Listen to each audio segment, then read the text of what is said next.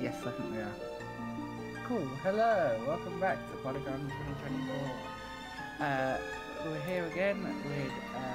Pacmanpowerghost. Hello, sir. Hello, gamers.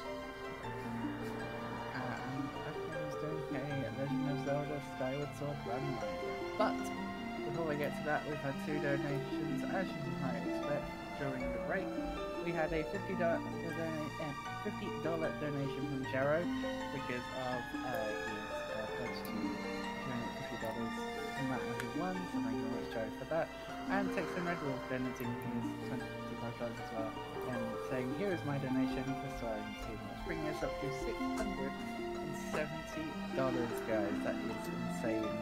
Absolutely wonderful. To raise this wonderful as a trophy project.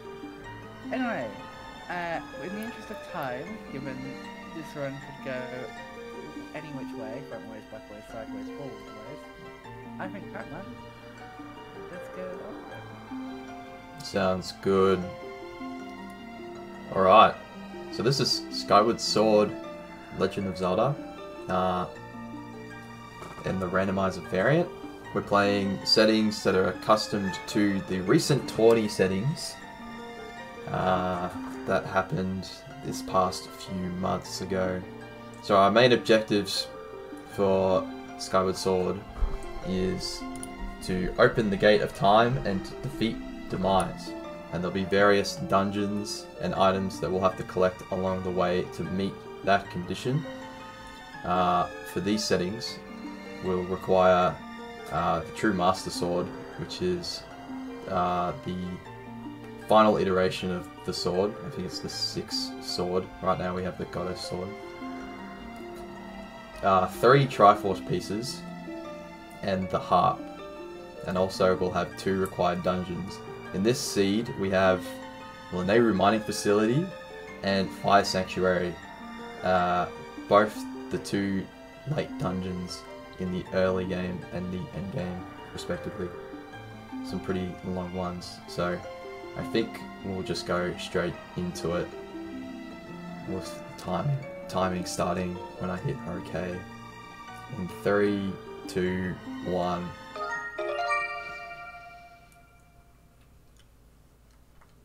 So the start of this game, we get put on Skyloft. The whole story about this game is like, the whole civilization is up in the sky,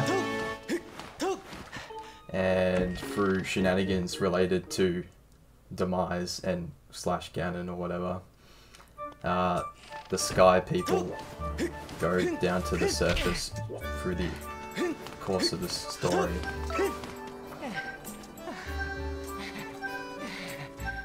Normally we would have hints displayed at the start of the run, but I've gone and read them pre-starting the seed. And normally what would happen in the early game is we would look through all of Knight Academy for just the first half of Skyloft. But in this case, there actually has nothing there. So with hints, we can have 4 different variants of hints. There's either path hints, which tell you an item that will be useful for clearing a dungeon. Way of the Hero, which is saying if there's a required item in a region. A Baron hint, which is an area that doesn't have a required item. And then a miscellaneous and random hint, which is just generally a troll location, and it hints it early so you can plan and route it in if it's required. So for this seed, I had Lanayru Mining Facility on the path to Lanayru Mining Facility, which means that there is an item within the dungeon itself, which is pretty rare. And then there's also an item that leads to Fire Sanctuary in Farron Woods. Everything's kind of split up into different regions when it comes to the randomizer, and that will sort of determine the path in which I take. So we get 2 path hints, 3 barren hints, and then 2 required item hints, and then a few miscellaneous hints. Those being Upper Skyloft, as I mentioned previously, Lanayru Mines, and Sealed Grounds is dead, and then we have a sword in Lake Floria, and there's a Triforce of Courage in the sky.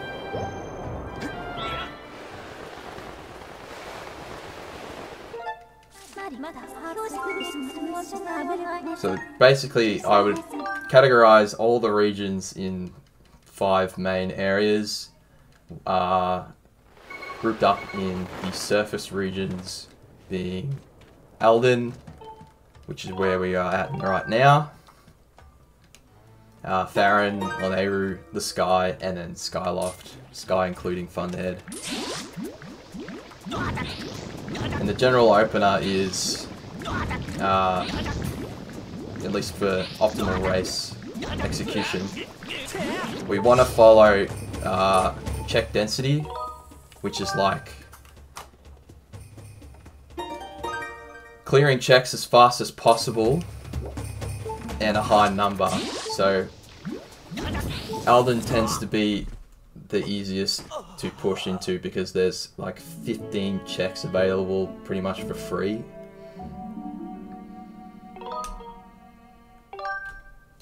Right now I'm going to do a trick called Back in Time, which will initiate getting an item early. So what we've done is we've killed Link and forced him to respawn on the title screen, which is where we're at right now. And we can do some wacky shenanigans. Some of those is like teleporting Link's position, but in this case we're going to be setting like a flag early which corresponds with another area in Alden Volcano. So in this instance we're going to go into Wanera's house, and then by talking to Winra right after selecting start. Okay, that's not correct. My bad. I haven't done this RBM in a while, and I must have forgotten the sequence. I feel really stupid for failing that. That's like the easiest trick ever. So let me just redo that.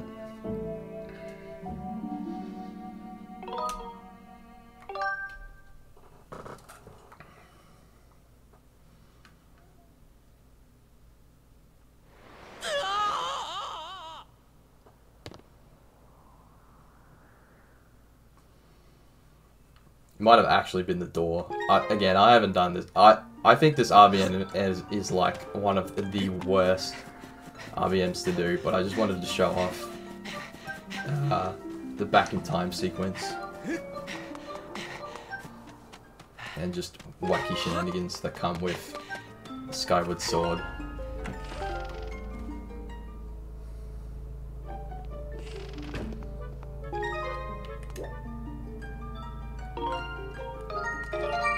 I think it's actually the door, so we'll see if an item comes into Link's hands. Yeah, so in this instance, we got a gold rupee. That corresponds with the 4th dig spot in the back half of Alden.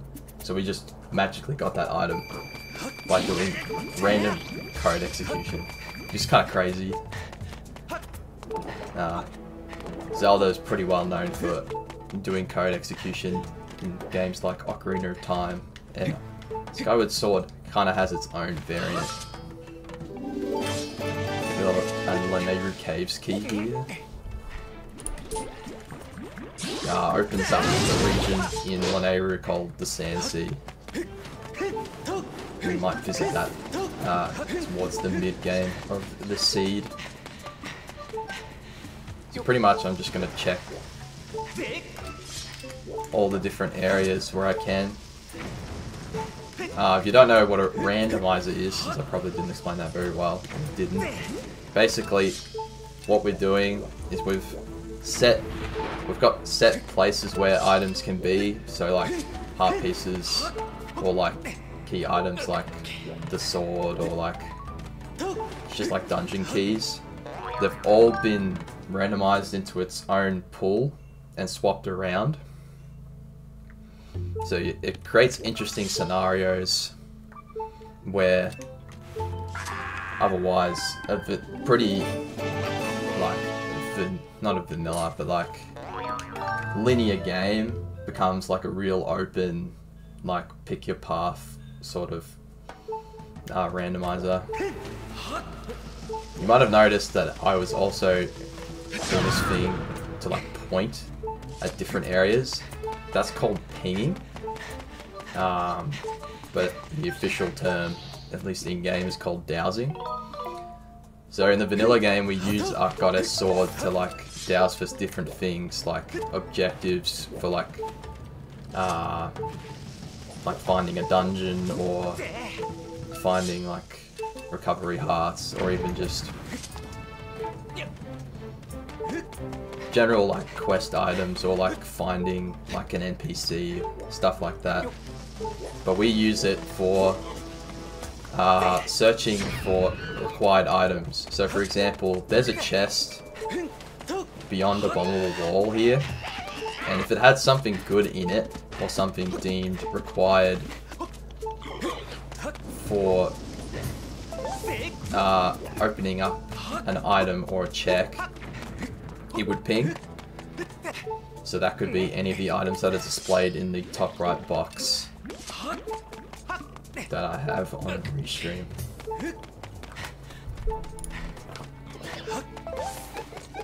So for example, this item here, the beetle, is a required item, and we'll probably use it for Lanayru mining facility access. It also gets us a few checks just up here.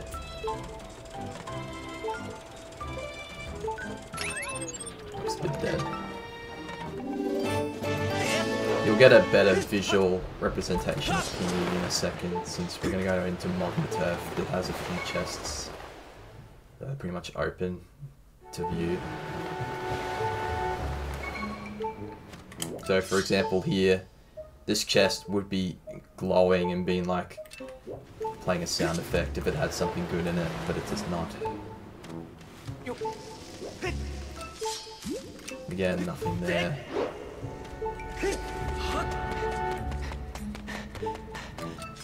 Doesn't look like there's a ping there. That check or chest is locked behind an item called the Magma Myths, so we won't be able to get that straight away. Right now what I'm doing is another check which kills a bunch of Bokos. Oof, I did not get the instant kill on all the Bokos. What I was doing there was walking to the edge of the wall and then quickly turning around to kill the Bokos in just in a row. I'll just do it again.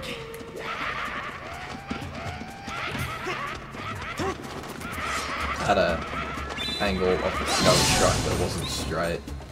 And sometimes you'll get trolled with the Boko just not dying from a Skyward Strike. But that is that check. We'll get an item here, not useful.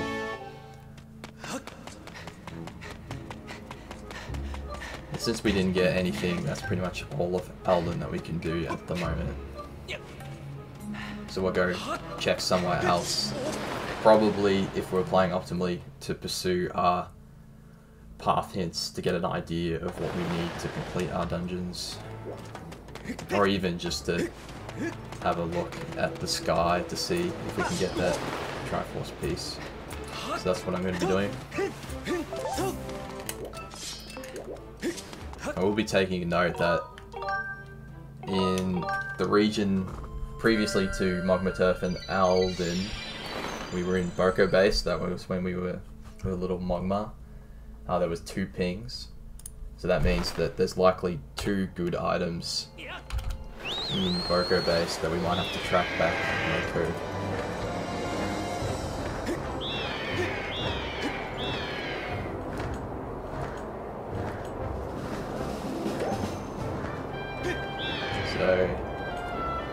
as we move around, the sky will collect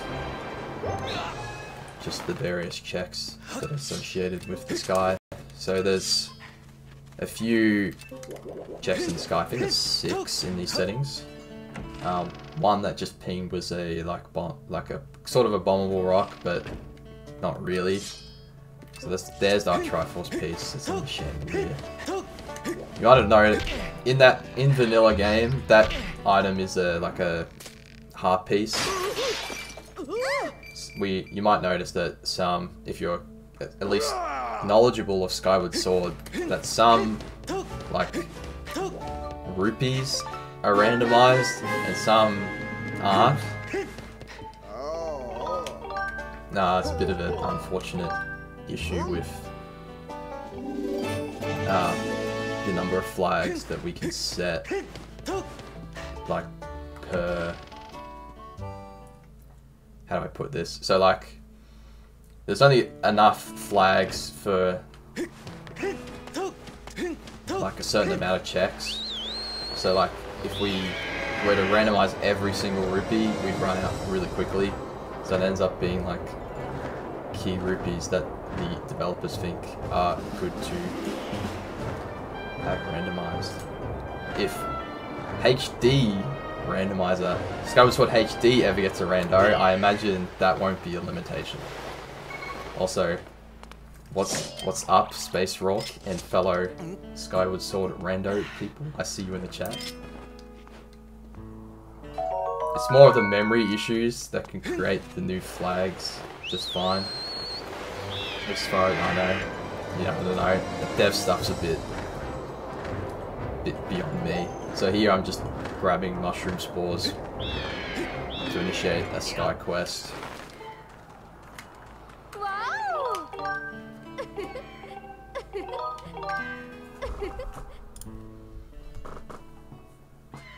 Probably won't go back to Central since I don't have a projectile and I really want to mesh that with a Beetle shop visit.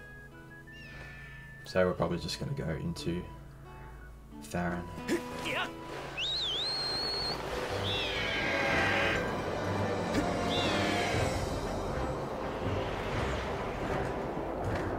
One thing I didn't mention was one of the random hints that we got was associated with probably one of, if not the worst checks in the game. LMF boss key. It is like a 4 to 5 minute time commitment, and in this seed it was hinted to be the boss key, so we're going to be heading there. It's just a really out of the way check in a dungeon that a lot of people do not like to gamble or have to do. So this is sealed grounds. Because it's dead, we're just going to skip it and go up here. Saves a little bit of time. Sealed grounds being the area that we'll initiate going for the end game, as the portal to defeating Demise is within sealed grounds.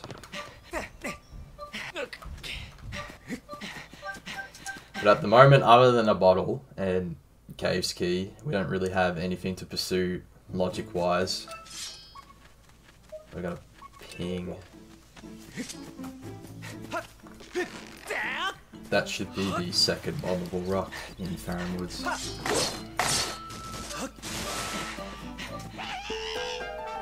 In these settings, we have the Kikwi quest turned off, and thank God that it's not in these settings, because it's my least favourite thing next to LMF boss key. It's another huge time commitment, and it's just like, I don't like saving Machi. I'd rather Machi be dead, for all I care. Sounds harsh, but I've lost a lot of time to gambling if that quest line was required or not, and I'm pretty salty about every time I see it.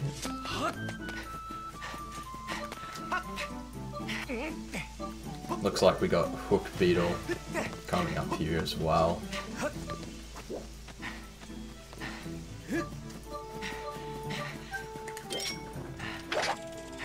So that will give us access to Lanayru Mining Facility. So that probably means that whatever is in Lanayru Mining Facility is probably bottlenecking most of the seed at the moment. So I forgot to track the beetle. I could have gone to I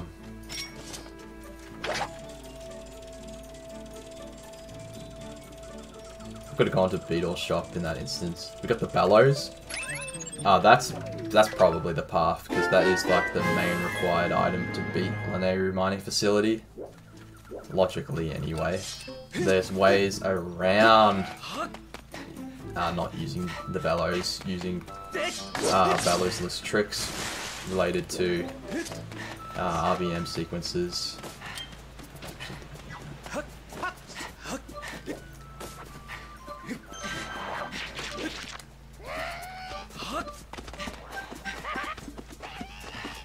So we'll quickly just grab this one check.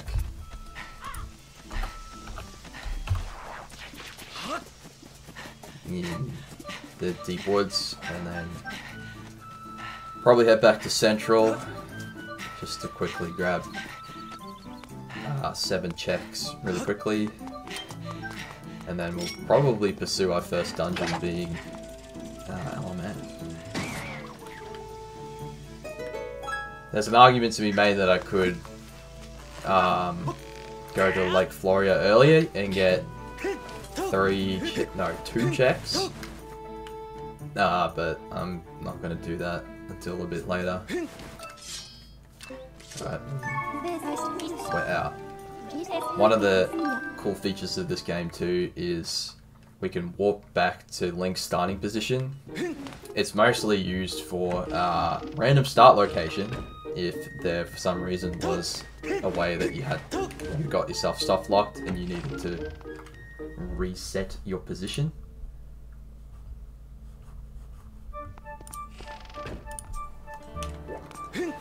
But at least for race settings, it's a good way to get back to Skyloft if you're at it's a good way to continue your check density after reaching a dead end like we were at in Deep Woods. It's also just a nice quick walk.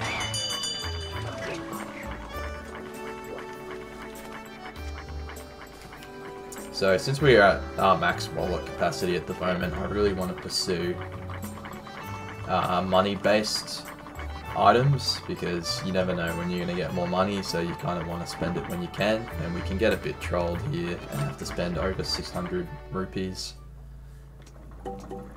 Claw Shots is a required item for 5 sanctuaries, that's really good. Also opens up a few checks. Central, or just the one. And it will make our Lanayru clear a little better. It also meant that there's more items that we could theoretically grab in Farron Woods if we so desired, but I think I'll wait until we can get bombs, since we have better check density in other regions than going back to Farron. My playstyle with Rando tends to be mostly check density, if not trying to read logic, which is... Logic is based off item placement.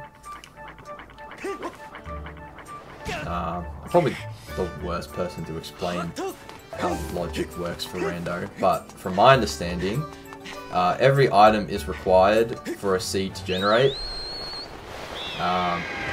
So the randomizer kind of creates a path from the end game conditions and then places the items in reverse to create a path that the player must follow. So like, for example, with the end game conditions of 4 swords and 3 Triforce pieces and a harp, it will place... Actually, I think that's changed. I think it's... Don't really... it's a bit hard to remember. There's been 2 iterations of logic. And... Oh, that's right, mine's is dead, so we can just skip this entirely.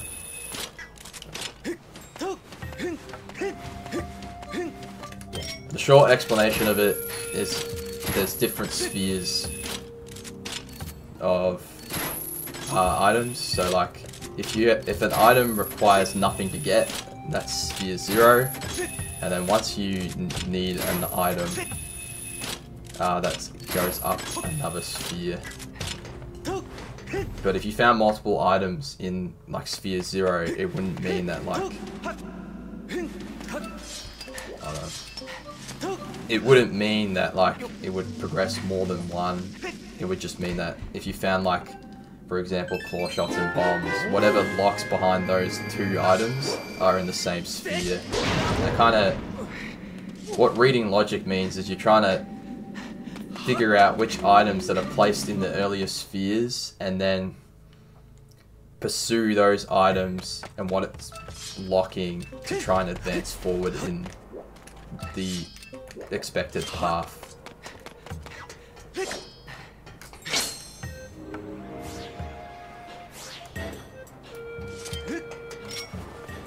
I had a bit of a interesting scenario here because I could elect to go to Lanayru Desert, or I could go Sand Sea, and as long as I did the P-Hat RBM, I could full clear Sand Sea, but I think I'll just stick with Lanayru Desert.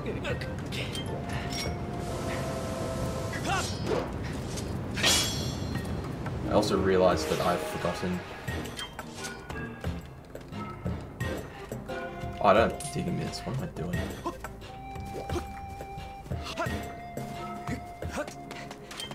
I realised I've forgotten a couple of checks on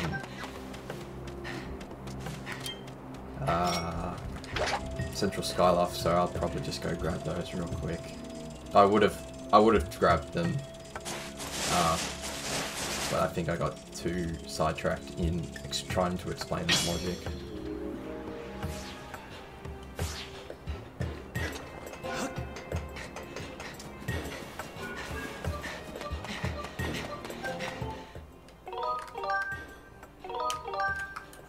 Normally when I'm playing this game, I don't tend to commentate really deeply into the run.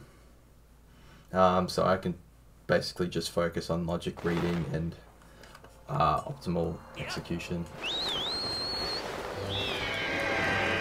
So I'm probably bound to make mistakes like I just did. But we've got plenty of time, so I'm not too worried about it.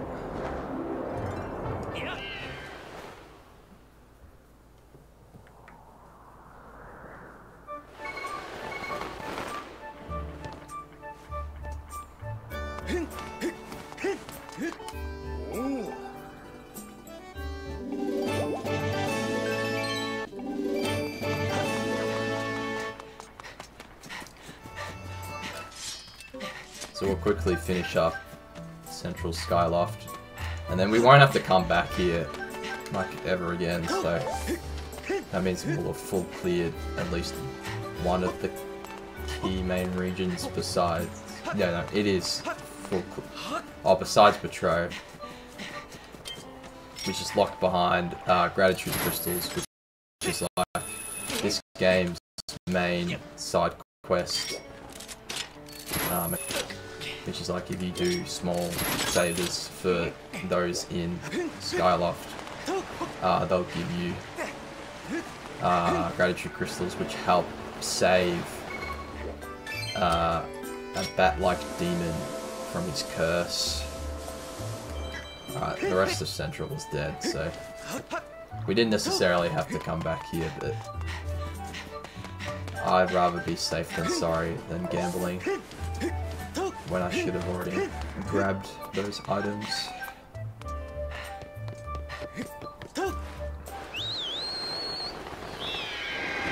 And because we got the statues, it's a simple walk back.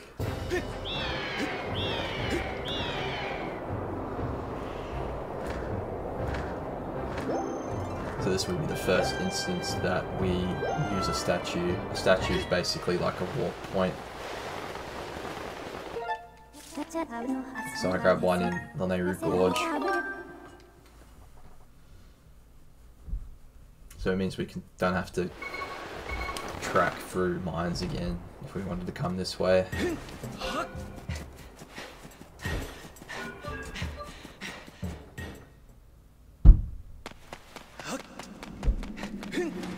Since we've got a path in LMF, I'm inclined to go in there because I'm assuming it's bombs.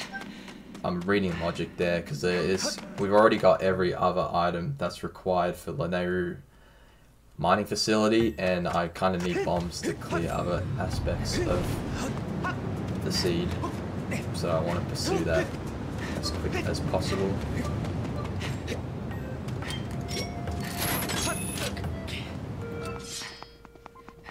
Looks like we've got a few things in the new desert as well.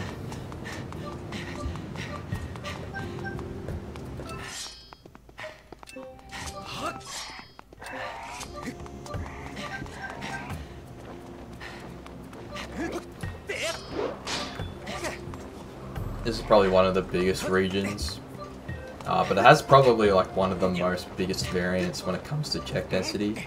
Because of pinging, you can quickly determine if the region is required, because there's only one check in this region that is locked behind an item that isn't related to a chest. So you can basically look at the region and go, is it good or not? Which it's got fire shield earrings, which is a requirement for FS. So we'll take that.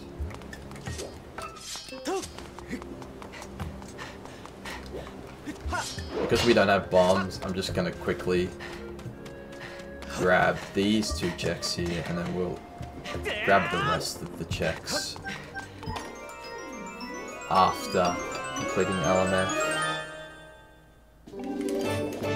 Now you might have noticed I've been collecting multiple bottles. Only the first one is useful, and beyond that, they're just filler. So what tends to happen in the seed is you'll collect your first bottle, and then the value of pings starts to go down, because sometimes you'll have... So the pings all have required items, and there are 5 bottles in the pool. So because only one of them is useful, only one, those other 4 basically become dead pings. Which is... What is this?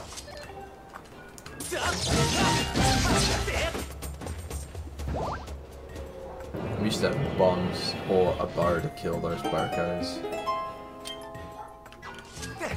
I should have been able to go for a cutscene skip if I pushed the boko out of bounds of the time shift stone, since they only come alive when time is reverted. So if you push them out of the zone, they cease to exist.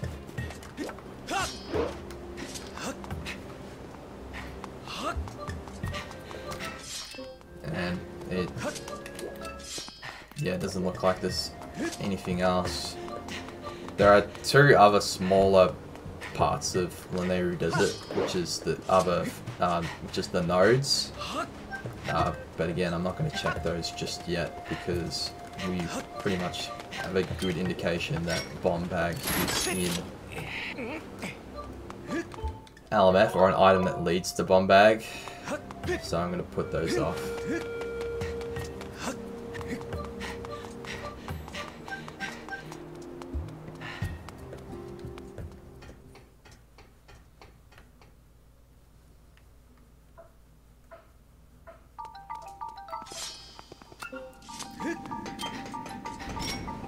So this is where one of the hook beetle requirements is needed.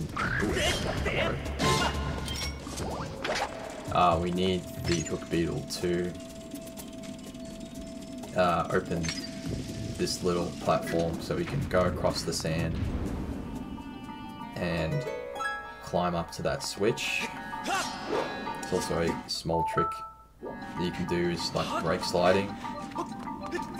You which is the process of hitting your like dead zone on your stick, so slightly below your dead zone, and it'll push Link forward through the sand.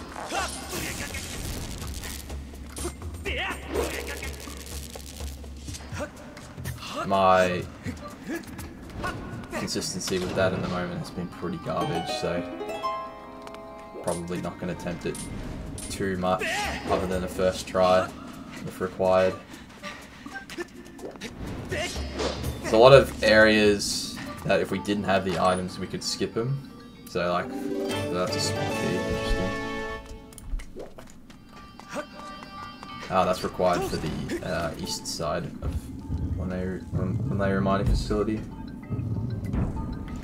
So for example, that beetle we just used, we could actually skip that requirement if we wanted to by doing some back in time shenanigans, which would involve warping into saving in the next layer of LMF and then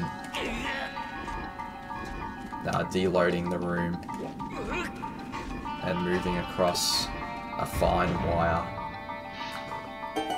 to a save statue to initiate wacky RBM things. Basically just magic.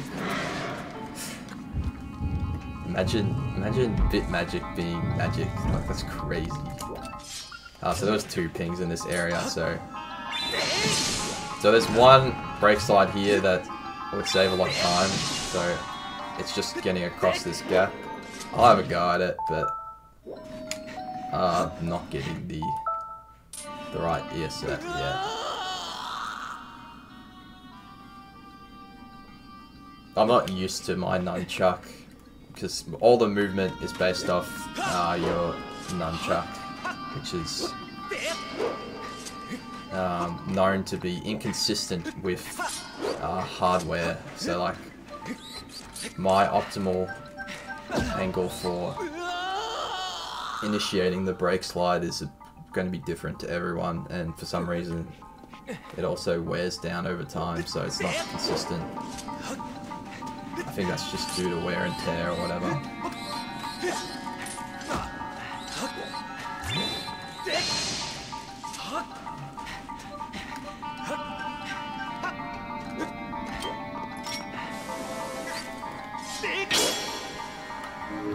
Most of the Lanayru-based puzzles are based off the time shift stone mechanics and going to the state of an earlier time period and jumping between the past and the present.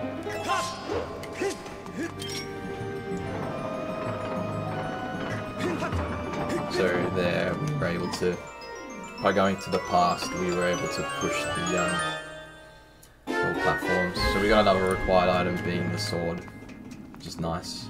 We need those.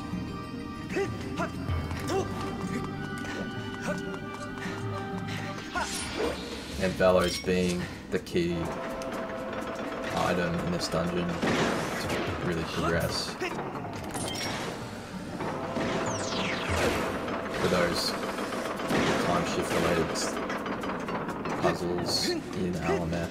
Not necessarily the same for Sandship, the other desert based dungeon, but since the game presents you the Bellows in this dungeon in vanilla, it wants you to kind of understand the mechanics of it. I didn't go for the propeller straight away, which missed a cycle.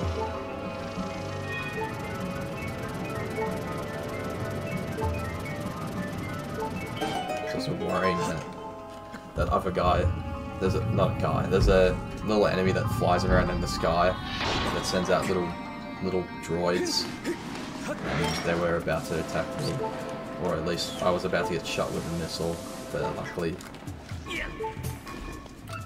I missed that. That's either pinging the chest that is up here, or it's pinging the chest in the next room, so I'm just going to do it. It's a bit hard to tell when the angle is like in the same spot. And we have to go through and do this anyway to open the door, so may as well do this check along with it.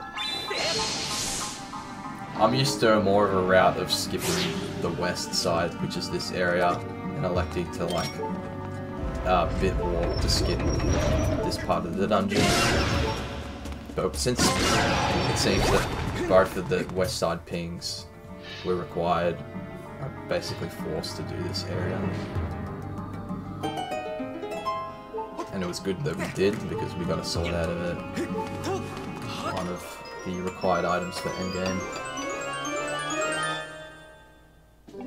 Now that's Ballad of the Goddess. That'll open up another area in the sky. We didn't necessarily need it to finish the seed, but it's nice to have and not be punished for going back in time to grab the related item. So it looks like there's a lot of pings. There's, I think, 3 pings in back half. One of them we knew because we knew the boss key is on Vanilla. Vanilla being the original location of the item.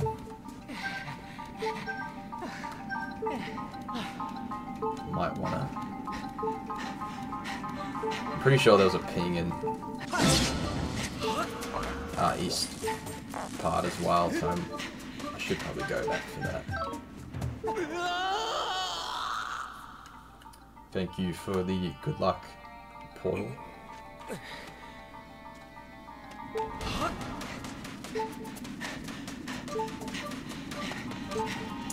Unless I'm tripping, but we can easily check to see if this room has anything. Luckily this dungeon doesn't have anything that isn't a chest, so we can just ping it. Yeah, there's something required.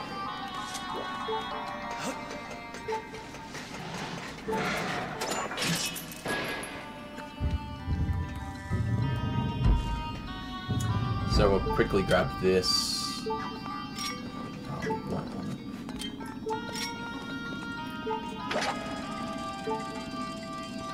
One thing about the beetle is it kind of changes the routing a little bit. So we're going to use the bomb to break that box. So we can activate a time shift stone and progress through the east wing of LMF. This unlocks a cage, this button here, which is right there. And then we'll use the beetle. We don't necessarily have to use the beetle, since there are other items that can activate things from a distance, such as the slingshot or the bow.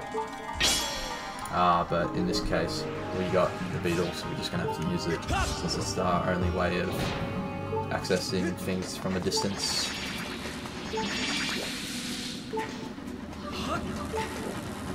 Most things are categorized by projectiles, but in this game we have like the term distance activator, because sometimes things that aren't necessarily things that shoot projectiles can activate things from a distance.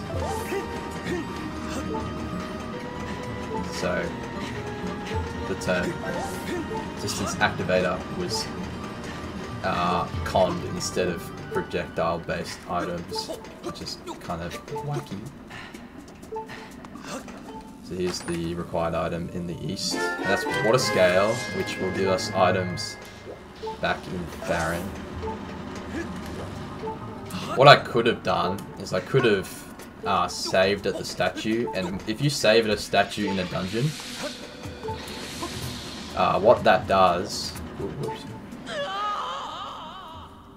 is that will revert you back to where, so if you died, it would revert you back to the position that you were at on the save, and it probably would have saved a minute if I was conscious enough to remember to do it. It's small things like that that saves you a lot of time in Rando, but while I'm commentating, sometimes I forget these things mid-run.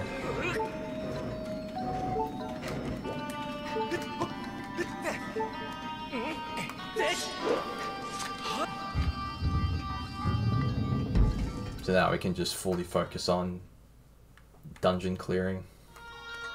Also, thank you for the luck from Sono.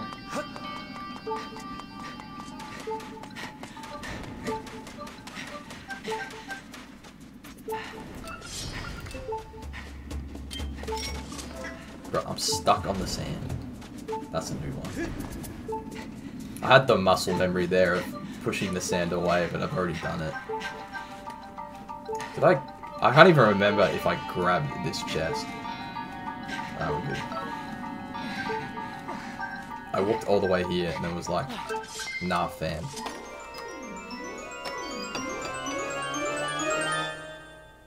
Some more crystals. Much like the bottles, the crystals in these settings, after 50 crystals, they don't unlock anything useful, so there's an extra 3 crystal packs of 5 that can be found beyond 50, and that would create more dead pings, as I talked about earlier. So right now it's good to get them, but later in the seed I'll probably be raging if I got that and committed time to a check.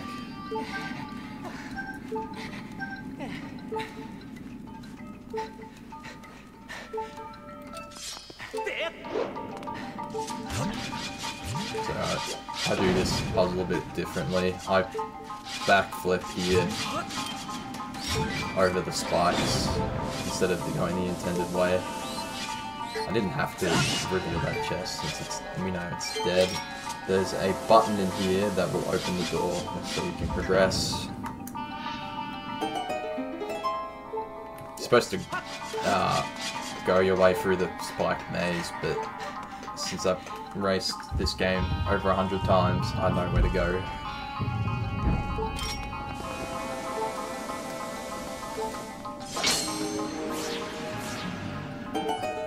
So we haven't really seen a lot of tricks in this dungeon yet, but we're now going to do one. It involves riding a minecart backwards. It can be a little finicky because our setup is going to be reliant on the beetle instead of bombs, but we'll give it a go. Minecart? Yeah. So you'll get to see your brethren, your brother, Mighty.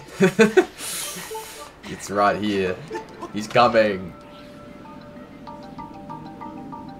My family. Yeah, I'm just gonna ride him real quick. We're gonna line up with this corner and jump on, and then hopefully when we pull out the beetle, he doesn't fall off. But I find a lot when I'm doing this trick that I tend to fall off after getting on. So it takes a couple of tries, and this will save a lot of time because you're intended to go down the middle of like the minecart track that we were previously on. But if we can get this trick, then we won't have to worry about going that way. It's being very mean to me today. I normally use the bomb setup, which doesn't have to require you to pull out the beetle. And here we finally executed it, so now we just gotta turn on the minecart and ride it backwards.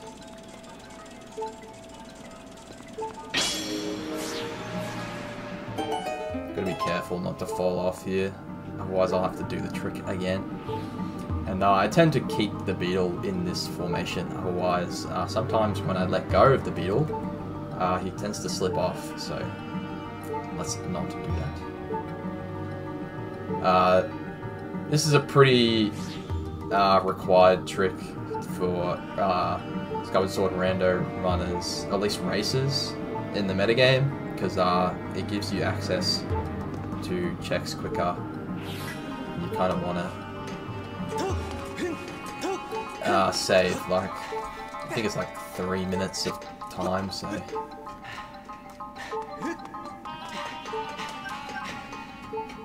Not the hardest trick to learn, but it's really just about positioning and timing the jump slash.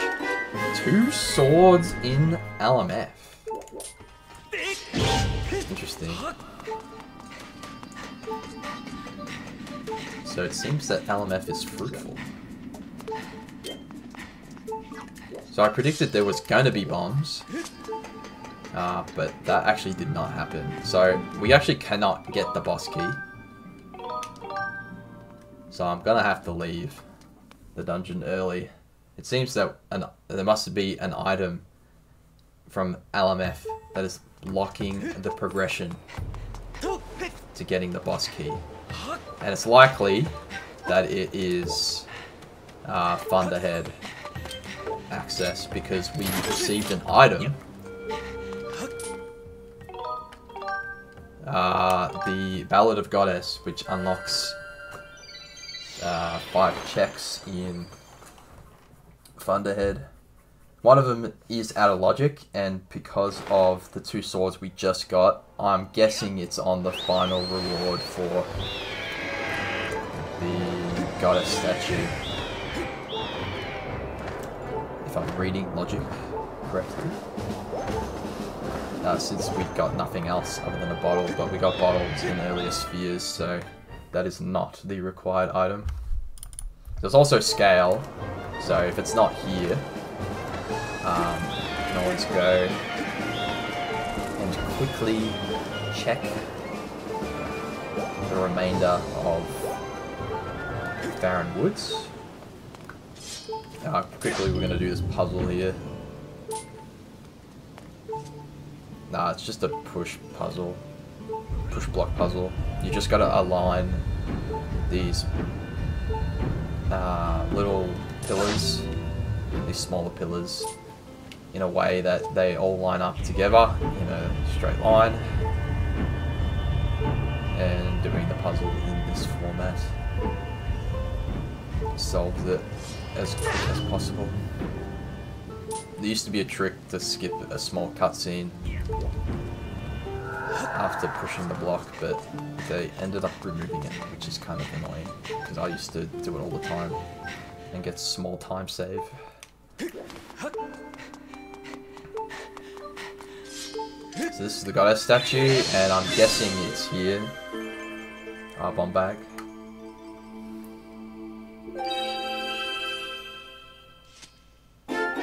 Mitts and a quick beetle. So the logic is being very interesting. It's being very hard to read at the moment. That makes me want to push Sand Sea, since there's quick beetle related requirements there.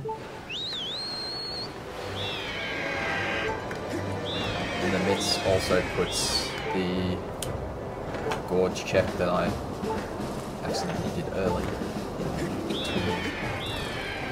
But Mitts also progresses in Alden, so realistically we have a lot of pathways we can go. We know that there's one ping in Alden, and we don't really know beyond. We don't really know too much about the seed, to be fair. So it's a 3-way gamble on where to progress. I'm going to elect to go to Farron because I can full clear Farron, and it makes it so if it reduces the chances of me double dipping regions.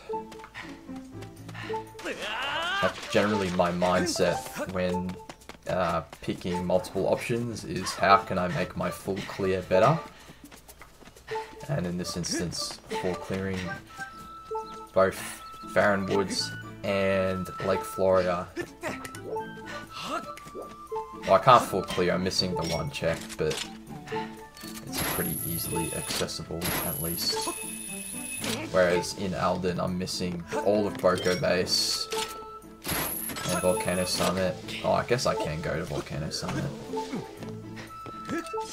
And I don't really want to pursue Fire Sanctuary yet because it's one of the slowest dungeons for check density. And until I have all the items to progress through it is when I tend to elect to go there. I think that's an evil crystal. Yep. So the quick beetle it just makes traversing with the beetle a bit quicker. It saves a little bit of time for freestanding item related checks.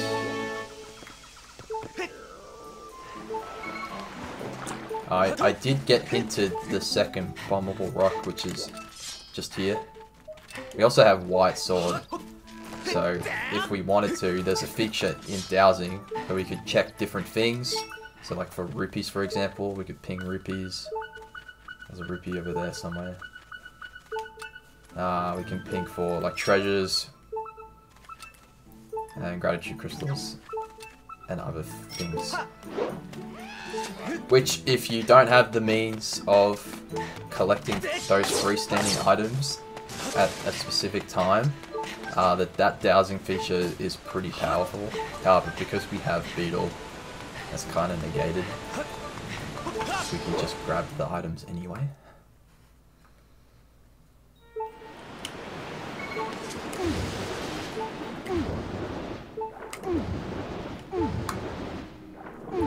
So we'll see if scale was a way of finishing LMF.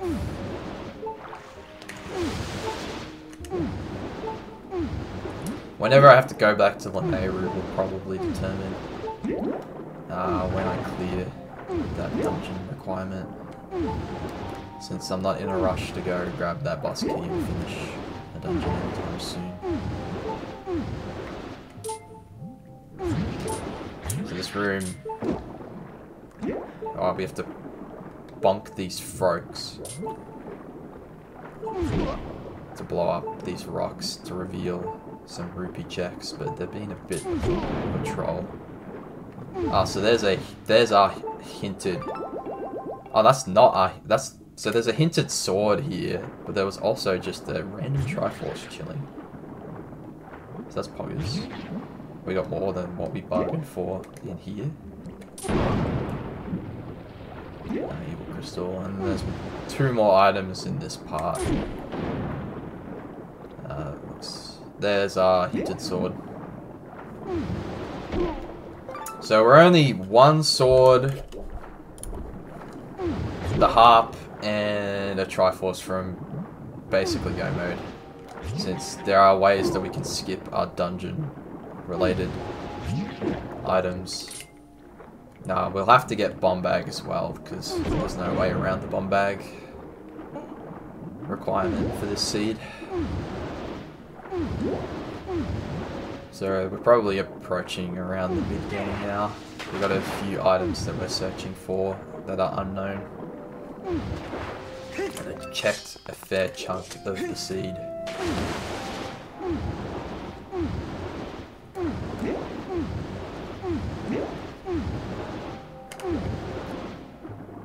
If any of you can tell me the different types of fish, I would be impressed. I saw an arowana in here and some eels. Some nice attention to detail from the Skyward Sword devs. There's 1 thing in here. We can actually access this room early, as I mentioned earlier. But that is the only check in this room that we cannot grab, so we had to grab the scale to at least get what seems to be the required items for this area. And there's the bomb bag. Cool. Again, was expecting the bomb bag to show up at some point. So it seems that we made the correct call, at least for bomb bag progression. We'll quickly just check this 1 rupee check. I don't think it's too much faster going up here with access to quick beetle, but whatever.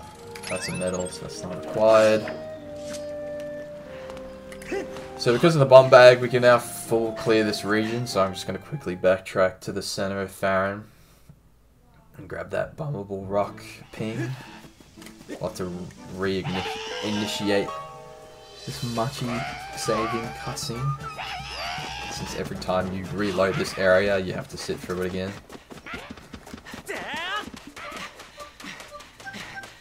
Normally you're supposed to kill those Bokos, but I tend to just not. It's a bit of a time sink. So with the knowledge that we have of the seed, we'll grab this check, and then we want to pursue Lanayru Desert clearing.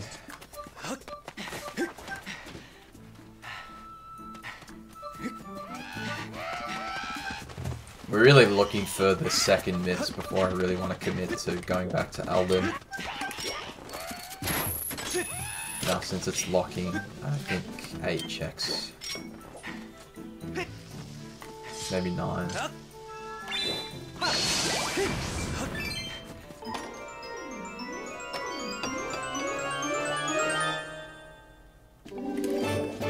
More crystals.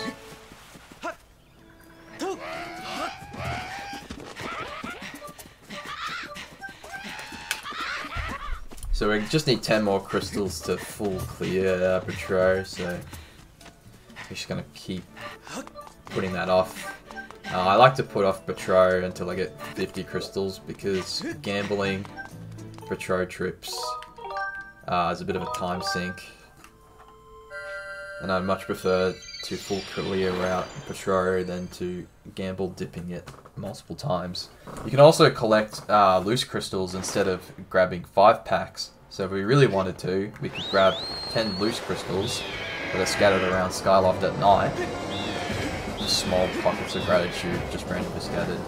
And complete that area through those means. And potentially the logic could put us in that direction. It's pretty rare though, so I doubt that will happen. So, as we pass the halfway point of your estimate, how are things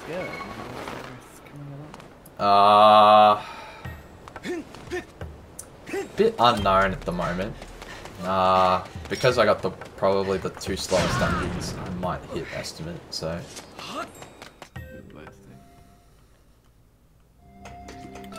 There you go. We've got another good hour or so of Zelda randomization to enjoy. It all really depends on item placement. Like, I could literally walk into the next room and there could be like the items required to finish the seed, so like it's just high variance.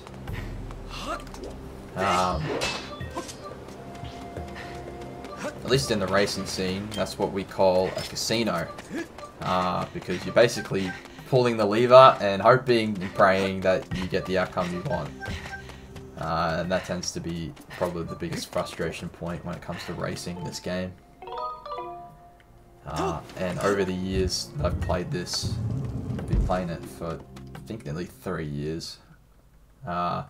We've tried to limit the casino aspect, but there's only so much you can do to try to fight the unstoppable force that is complete RNG, as most would know through various other speedruns. So yeah, we're just gonna go across the scene.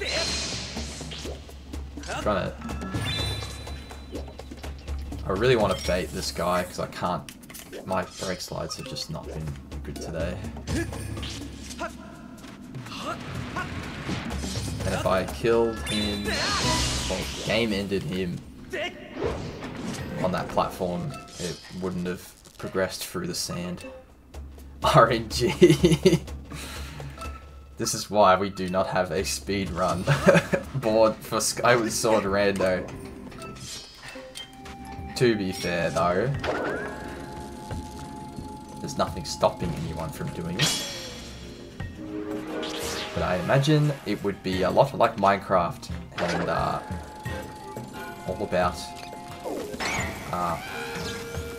optimal resetting in the early game, which might be pretty tedious, especially when it can take upwards of 5 minutes to generate a seed. Yeah, no thanks. I personally would be interested, but it doesn't seem that the general populace of Skyward Sword is very interested in a randomizer speedrunning board. It looks like there's just that one check here in Fire Node. Some more gratitude crystals. We're now at a point where loose crystals is pretty viable. I find that 5 loose is pretty quick to collect. So if we want to clear Petro, we could.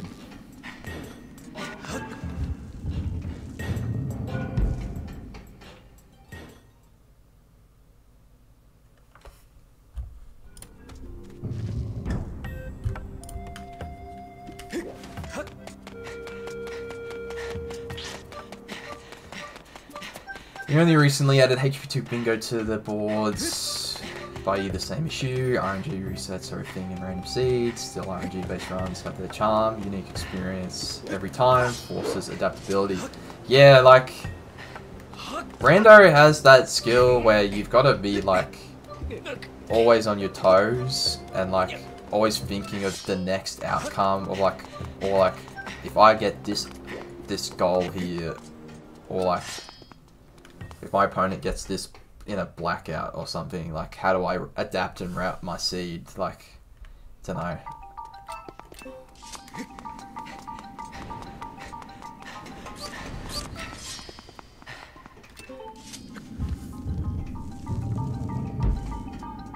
Seems I'm also getting another ping in East Room.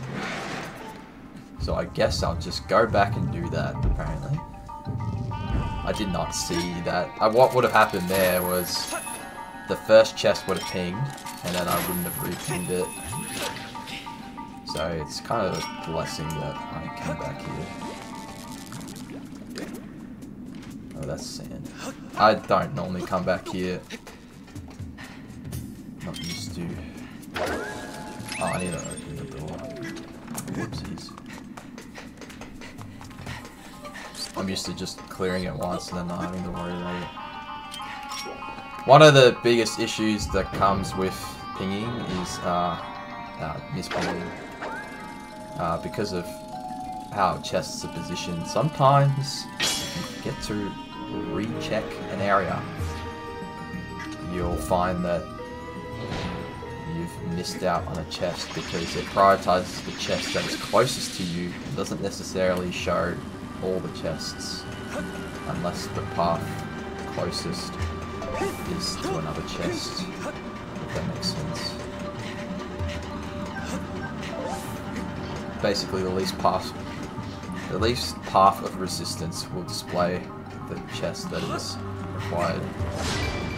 Sometimes that is overwritten. So there'll be an item in this small wing here. And it's not too much of a time sink to grab, so we'll just grab it.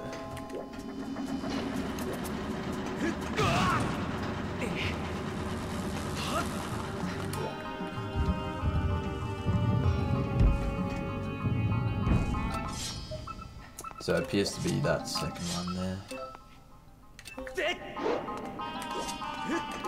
So I'll have to progress halfway through this puzzle. It's just blowing the frogs on the rocks.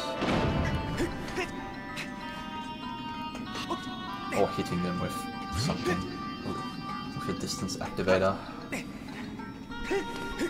So we'll see what we missed out on in our first visit. The whip.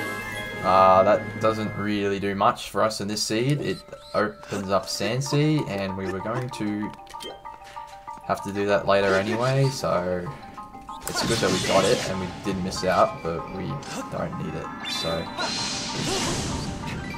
we could have gone without it if for some reason I didn't see that ping on the way in.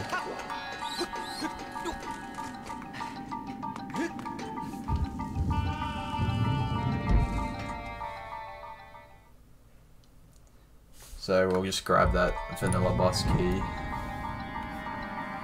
I'll show you that sequence that is related. Now we have bombs, I can show you the other way of setting up the minecart jump. Probably could have also been worth it to open the middle gate there, but hindsight 2020.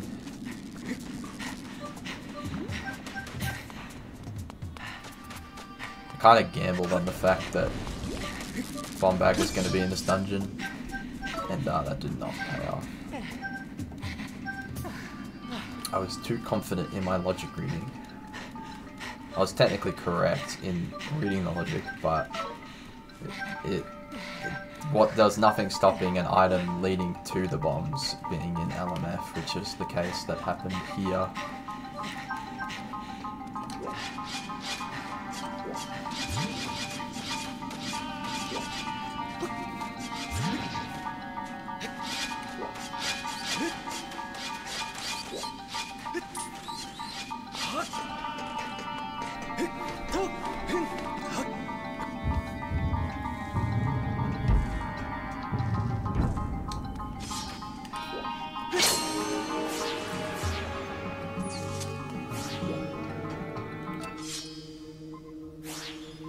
So the dreaded boss key is just this way.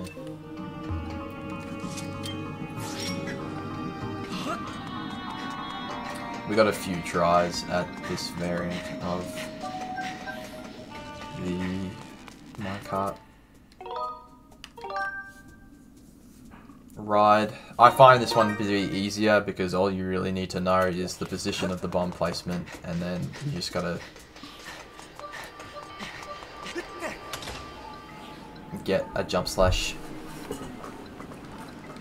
in straight after, and it is timing based, so we got a small window of time to jump on here. Oh no. I mean, we're on it, so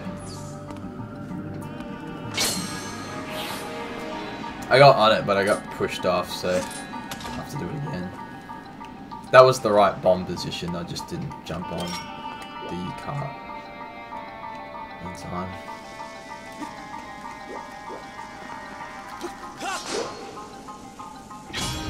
There you go. I swear by this way is way easier because you don't have to pull anything out, and there isn't a risk of falling and having a tighter jump slash requirement.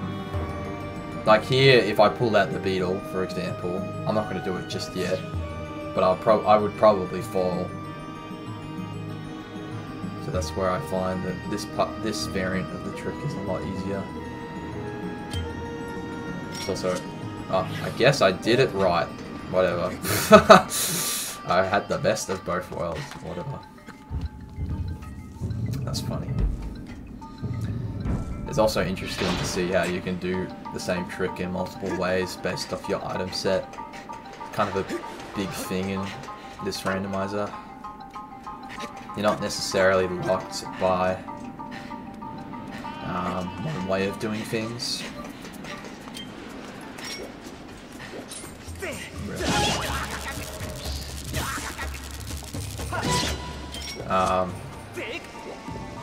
Another thing too is I'm trying to damage down a little bit because I'm going to death warp after I collect the boss key.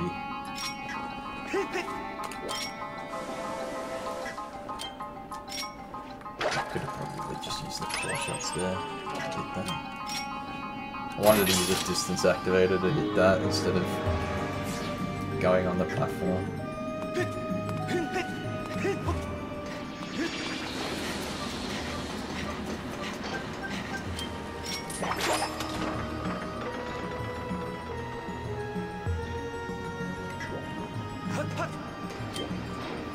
So here we're just gonna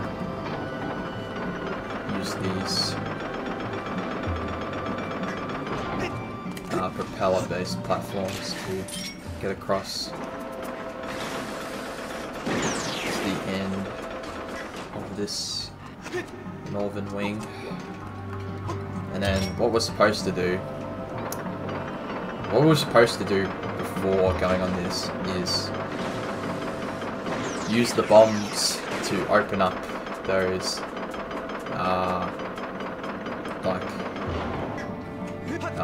painted walls to figure out this puzzle, but conveniently it tells you first one here, second one there, third one there, and it corresponds with the same position on this side.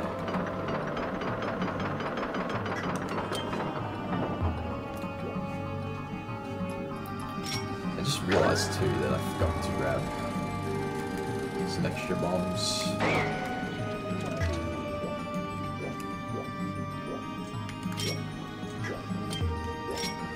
So normally I need 3 bombs to complete this section, so I'm either going to have to backtrack, or I might be able to. I doubt I can start that.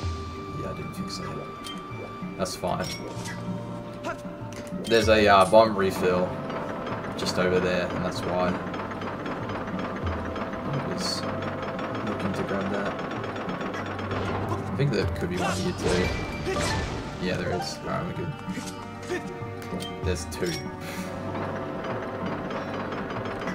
So again, we want to do this one. We can either open it up, or we can do this small trick here that saves. I didn't get it there. He's trying to... The bomb, like, blast radius is really big. So you can actually, like, hit things through the wall. And that's what I did there. You'll know that I hit it because a little ding noise went off. And you just want to align it with getting into, like, in between that little symbol at the bottom.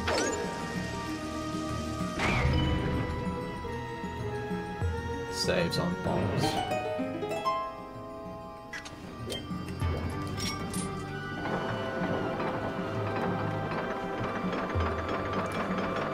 Because of the boss key placement, it's actually impossible in this seat to finish it without the bellows, which sometimes you can. Depending on item placement, you can actually get nearly every check besides this one and the second crawl space. And the spiked maze room. Every other thing can be accessed through back in time. The big main glitch of this game. So now we're gonna death warp since we got our item that we need. Bombs is generally the quickest way of dying in this game, next to bombs and falling into lava and drowning. Drowning's pretty quick, but tends to be slow to initiate drowning. So it's really good if you have a lot of health and you need to get rid of it quickly. So now we'll call the minecart again to go back in time so these barbed wires aren't in the way and open the door.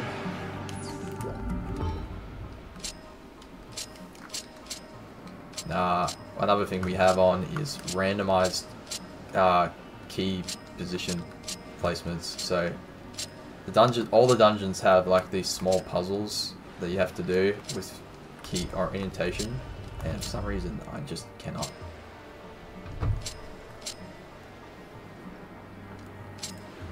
Bruh.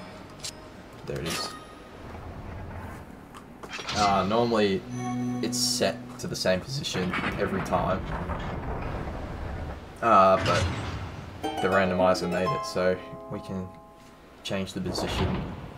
I think that's generally the hardest one for me to identify the position, because it's got weird and wacky blocks all over the place on that key. So this will be our first boss, Moldarak. So the objective here is to hit the eyes inside of his claws. We're gonna hit stun them when we can.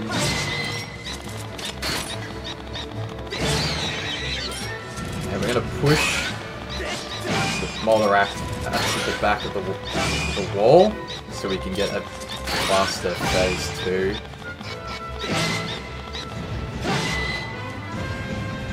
I need to get him at the back there. So we can do stab, stab, stab, stab, and that's phase 2 completed and the boss killed. Normally you're supposed to use the bellows and find him in the sand because he digs and burrows into it, but by doing that and pushing him to the back wall, it stops him from getting knocked back from the stab, and you can just continuously hit his eye on the second phase, saving time as well as reducing the item requirement for completing the dungeon. So if you really wanted to, you could potentially skip the bellows requirement if you got lucky with dungeon layout. So we'll see what... each dungeon has a heart container and a end of dungeon reward. So it tends to be good to get your dungeons out of the way, since they are required aspects of the seed. It's just basically getting free checks. That's why a lot of runners tend to elect to rush their dungeons, since it's basically free information unless you have to backtrack. In this instance, you had a forced double dip, so wasn't really punished.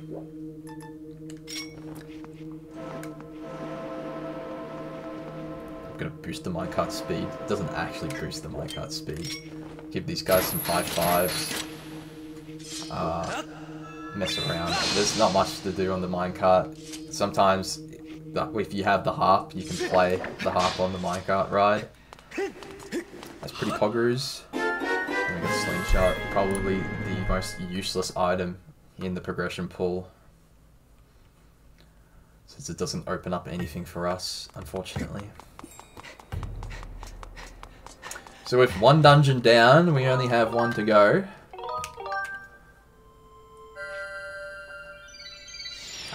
And we're still looking for sword, Triforce, and harp.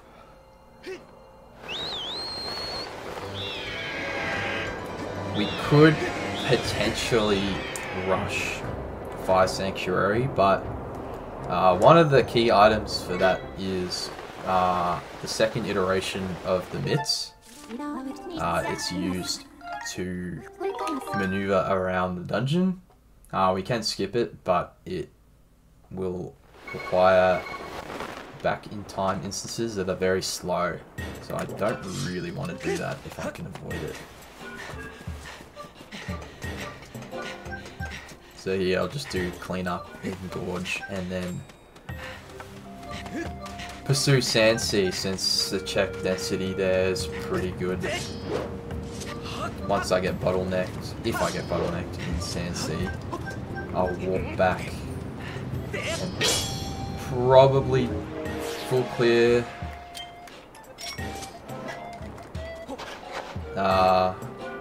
Petro, and then head back to Alden. We do know there's a ping in Magma Turf, but that's all we know about that region at the moment.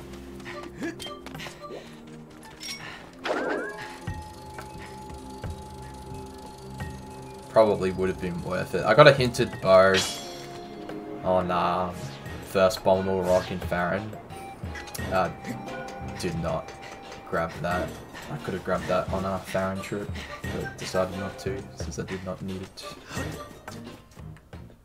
Bow only is a distance activator in Logic, as well as it's a requirement for Sandship, another dungeon, but that's not in the required dungeon pool, so the value of the bow is diminished. So now we're going to go into probably the most hated area of all rando players, Sandsea. No one likes coming here. This place used to be way worse to come to because of how long it took to clear checks. Recently though, they made a patch to increase the speed of traversing in a boat that we used to maneuver around the sea, kind of like in Wind Waker, so it makes it a little bit more bearable, and the only real bad checks are either dead or required hint. The required hint being the third chest in Pirate Stronghold, which is the only check you can't ping in Pirate Stronghold, and it tends to be a 3 to 4 minute time commitment, so a lot of people don't like to gamble it, so it was deemed a required hint, since you don't really want to have people gambling for things and get a huge advantage based off that. At least that's what the mindset of current rando metagame is at the moment.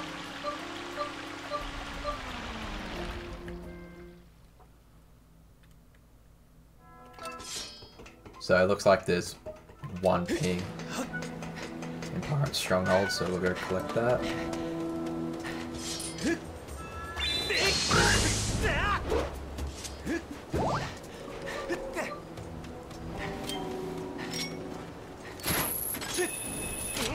Thank you for both the shout out of me and my wonderful host.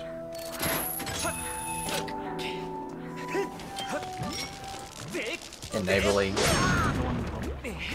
Sorry? That's the one.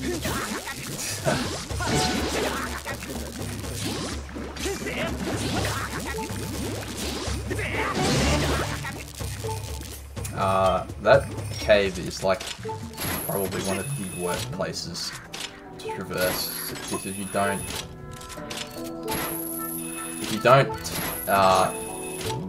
walk or run for it quick enough, you'll tend to get stuck with the slimes and take a lot of damage. I want to kill this guy because I'm on my health. Whatever, I'll just... Okay, an extra bow.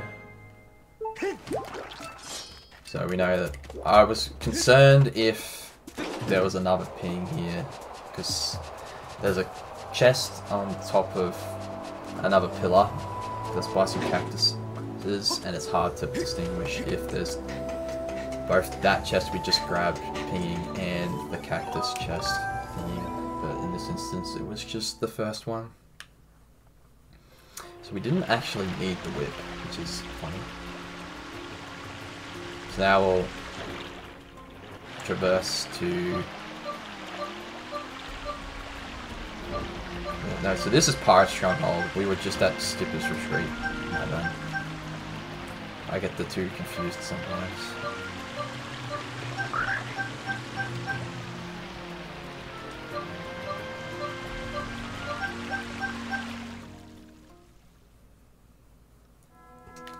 There's 6 checks over here, so we want to check all these since we have access to them all. That's dead. Again, we could ping these with our sword if we didn't have the beetle, but since we have the beetle, I'm just gonna take the time it takes to look at it. Since the quick beetle's pretty fast, I tend to choose the quick beetle most of the time than dowsing directly for the items. If I only had a beetle or a hook beetle, I probably would consider doing the dowsing of treasures and related items.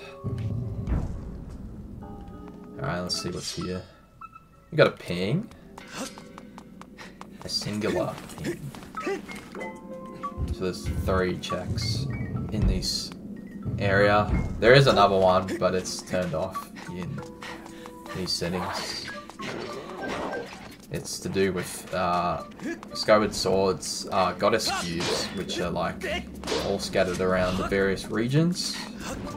And I have an associated chest in the Skyloft or Thunderhead that you gotta go collect after striking the cube. Those are turned off because they tend to be tend to increase the length of the seed. And these settings are designed to be done in less than 2 hours and to be like quick.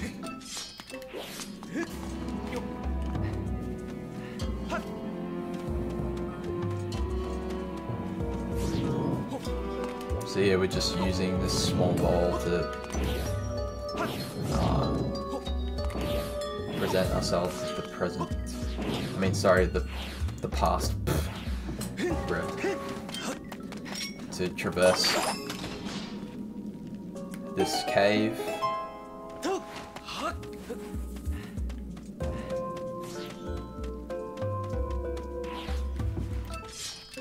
Interesting that, so it's the chest that ping is the final chest, which is just beyond here. Interesting enough, it's better to just initiate these Deku Bubbas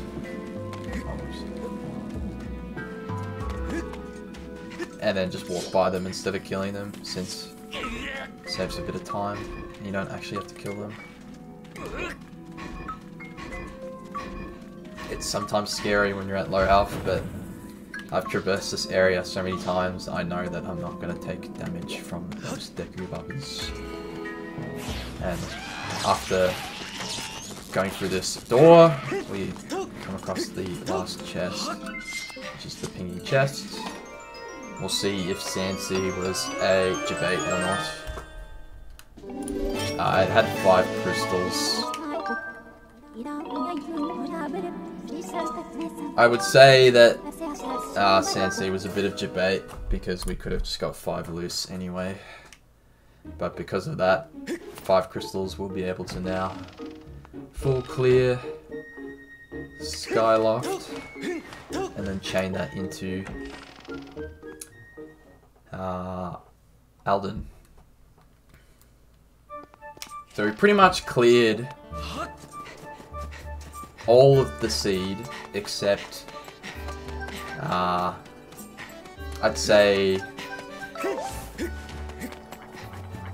maybe a quarter. I think there's a quarter left of checks. So you can see that prioritizing check density over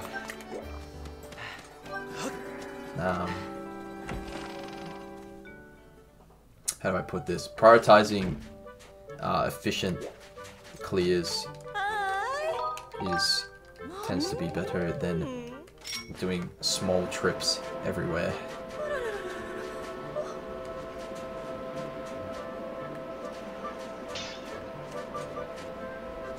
So since Village wasn't dead, I'm inclined to check it, because it's probably got something. One of the most common hints for Baron is Village. In this case, it was not hinted dead, so we probably could see something here. Or the other outcome, which is more likely, is there were so many barren regions that it chose not to disclose Village was barren. But we'll see. It was barren, so I would like a variant of hints that showed all barren regions instead of just, you know, 3, but that's just me. My personal preference. Normally what you would do is sleep tonight and push this gravestone to open a gate to down to Patro, but instead we can actually manipulate Link's respawning position by standing on the gravestone. It doesn't know where to put Link on a respawn location, so it just goes for the nearest location, and it just happens to be that by jumping to the left there, the next closest respawn position when it's undefined is that platform, which saves a bit of time if you're only doing a couple of trips to Patro. Yeah, it looks like it's not very good at the moment. Tough Beetle is definitely not required, so while it's not necessarily barren, it looks like it's a bait. Yeah. Okay. So we only have one check left in the sky, which is a I'm blanking what that item, spiral charge related item check, which did ping, so it's probably an Alden. I made the gamble that Alden didn't have any progression to pursue more checks than Alden. That did not pay off at all, so I'm reaping the routing decision of my mid-game, which was definitely the mistake in this instance, and where the casinos of Rando tend to come into play, and what really distinguishes the variants of clear times. Because by doing the route that I've done, I've forced myself to do multiple trips.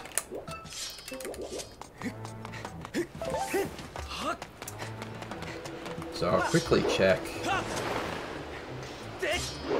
Magmatef. Since we don't have Pogma Mitts, we've kind of stuck to doing the vanilla way of progressing through Fire Sanctuary. What I tend to like to do is combined Boko-based clearing with entering Fire Sanctuary, but since we did not get the Pogma Mitts, that is not the case. If we happen to get them on the way up to Fire Sanctuary, that's when I'll probably go back the Mighty Scattershot, the second worst item in this game. We have a setting called Gondo's Items, which basically is they've added the upgradable progression items into the pool. So that's why there's multiple variants of the Slingshot, Bow, and Hook Beetle.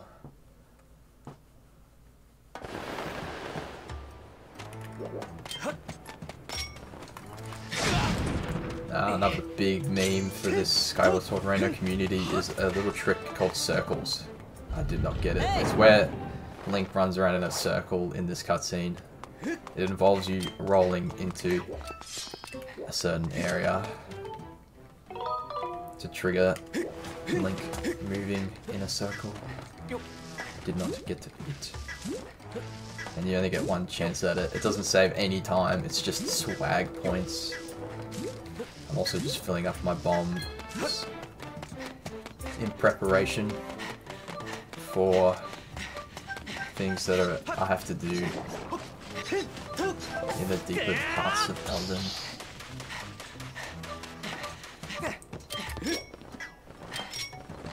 So other than the 5 digging spots that are locked behind mitts, there are these 2 rupee checks that are just beyond this bombable wall. Well, there's Harp and a sword, so that's mega punishment for not going to Elden. But it puts us closer to Yo mode. That means we really only need a Triforce now, and we can confidently beat the seed as long as the boss key location for FS isn't too trolly. But we can full clear FS with our item set with back in time shenanigans. So if we ended up getting the Triforce before entering Fire Sanctuary, we can save a lot of time. And that's generally what I like to try to do, is go mode being having all the items to complete the game. My dungeon for Fire Sanctuary, because it can take upwards of 20 minutes to full clear that area, so really don't want to spend a lot of time there. That is not the right dig spot.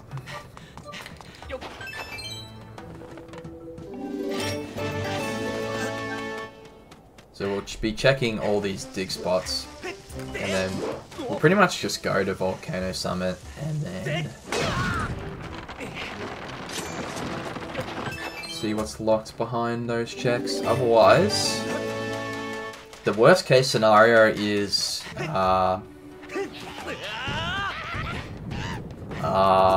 Triforce is locked behind second mitts, or it's locked behind Spiral Charge, which is in FS. That's probably the worst case scenario, or like a combination of Spiral Charge in Fire Sanctuary and then having to go to Boko Base to then get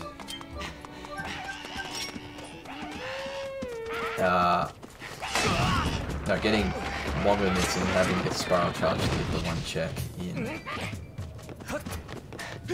the sky. That's probably the worst case scenario for the seed, and if it decided to be a troll.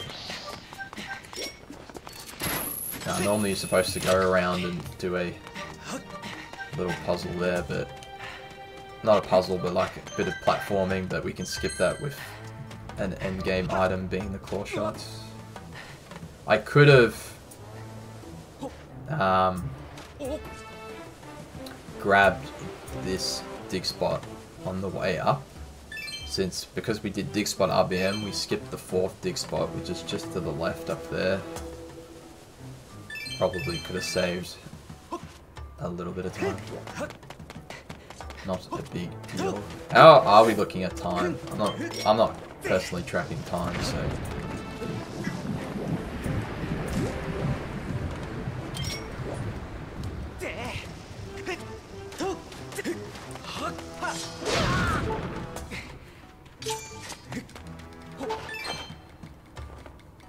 $141. Oof.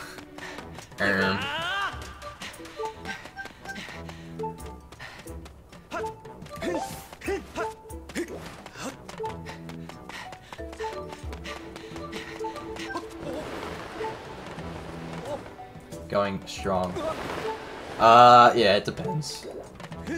I'm getting a little trolled. Like, I'm nearly gonna full clear with both the slowest dungeons, which kind of sucks.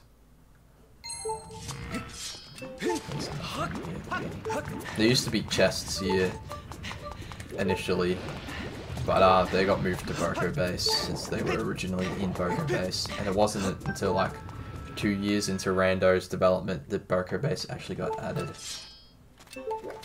Gets an opportunity to explain more of the game. True. Here we got to collect some water to progress forward into opening Fire Sanctuary. There are some thirsty frogs, or frogs, that need some water. They're dying of thirst. Interesting fact, there was a no bit or back in time speedrun, and could have been a world record, and the reason why they didn't get it was because they missed putting the water in the frog. and lost too much time, which is funny. So one of like the easiest things to do, and just to lose time to that is like, bruh. There's a check beyond there. What I can do is ping to see if it's anything. It looks like it's a rupee, so we don't have to come back for that. That's the only instance that's going to be useful, that pinging there. So we'll see what the seed wants us to do logically, and what pings we get in the first half. That looks really bad, but we'll see. That's gotta suck. I've had my hand shaking during chest skip the other day and I almost lost it. Yeah, like, you gotta have those ice baths, man. Like, you gotta calm those nerves. You know? There's a... I had a free speedrunning coach during my speedrunning days of Honeypot, and one of the recommendations he gave us was, if you want to calm your nerves, a good way is to have ice baths. I don't really know the science behind it, but it puts your nerves under stress. So it gets your body like used to being under pressure, which is wacky. There's pacmanpowerghost. So that is required to beat the dungeon.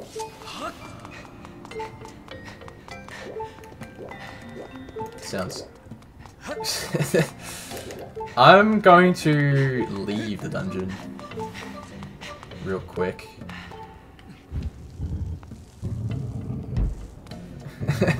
So basically that would be physical torture myself so I can do a more mental anguish. Yeah.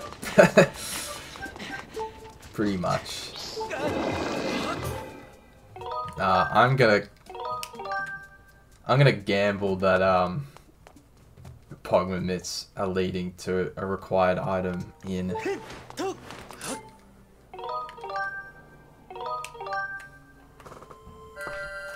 Boko Base. I don't really want to track all the way through Fire Sanctuary if I can avoid it.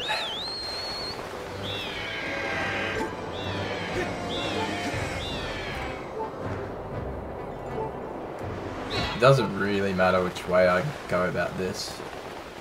It probably would have been better to just take the time sink of Fire Sanctuary, but because we got 2 pings in the first half of Boko Base, I was more inclined to come here than FS. And it looked like we didn't get many pings in the first half of FS either, so that generally means that those pings are going to be keys, which aren't necessarily required.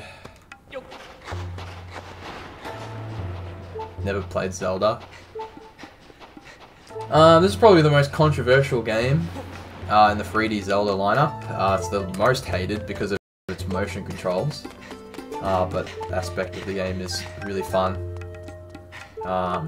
Unlike certain key aspects of another Zelda game called Tears of the Kingdom, where you're basically playing Gmod to build contraptions. Like, not my thing, it's some other people's thing, but everyone's entitled to their subjective tastes. Interesting that that Bellows lock check might be required.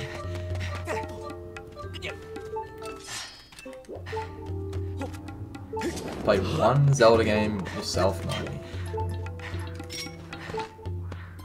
That was on Xbox. What? Zelda for the Xbox? It's a reference to how the Xbox games are very Zelda-esque. A lot of people call them the Zelda HP games.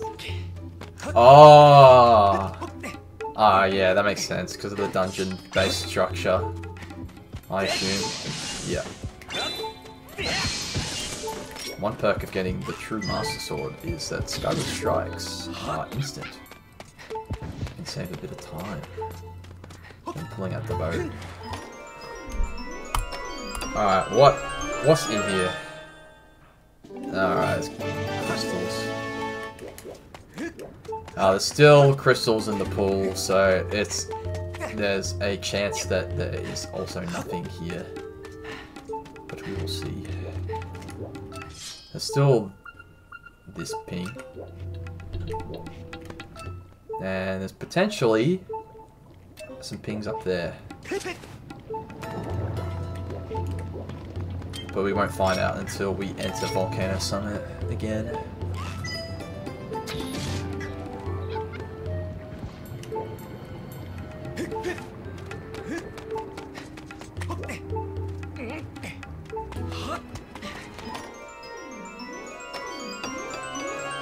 We're basically just praying for the Triforce at this point, and it's not the Triforce. That's okay, because there's still a few more. I'm coping right now. I'm coping.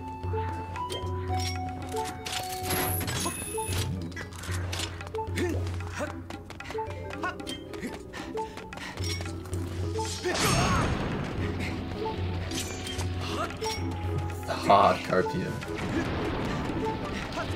I'm getting a little bit screwed with my decision making in my mid to end game decision making. That tends to happen with me.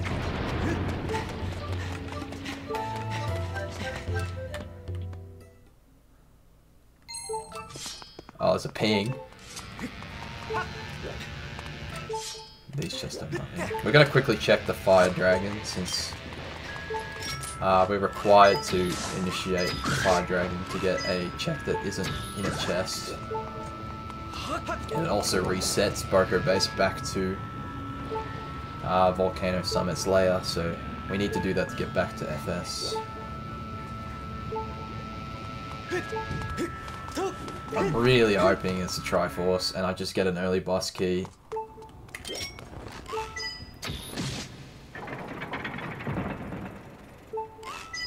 Otherwise, we might be in the late territory. It's probably most likely that I'm going to go over time, which is a bit unfortunate.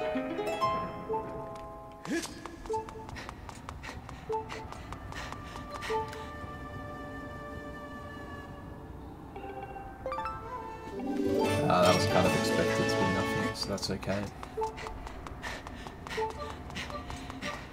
It wasn't necessarily a pingable item.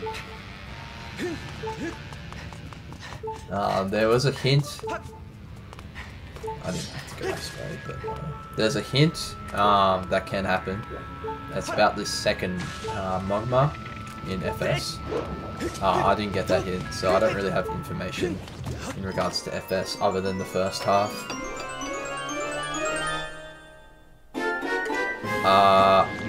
Okay, so you're probably thinking, bruh, what's that? That's garbage. Well, at least to it, the other item that's remaining in the overworld, so I'm just gonna quickly go check that, and if it's not there, that means we know that the Triforce is in Fire Sanctuary. I tend to prioritize clearing overworld because it's quicker than clearing FS.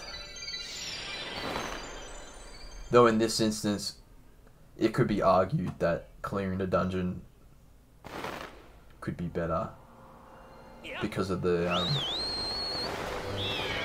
mitts placement. But we'll see.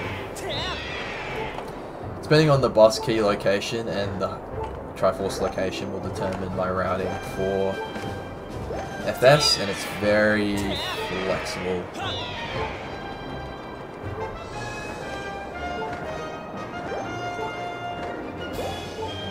Probably one of, if not the most flexible dungeons when it comes to tricks. Alright, the moment of truth. Alright, so That means I either mispinged or the requirement is in FS. So I got absolutely trolled. Of course, in a marathon setting, you get trolled. In my last pseudo randomized run, which was the RNG Fest of Animal Crossing, I got pretty good RNG. I didn't get great RNG here, so can only really hope for a good boss key and Triforce placement, but I don't know. We'll see. What do you think we should do, Miney? I'm not overly fussed, at least for now. I think keep it going. What I will say is to remind people why we are here.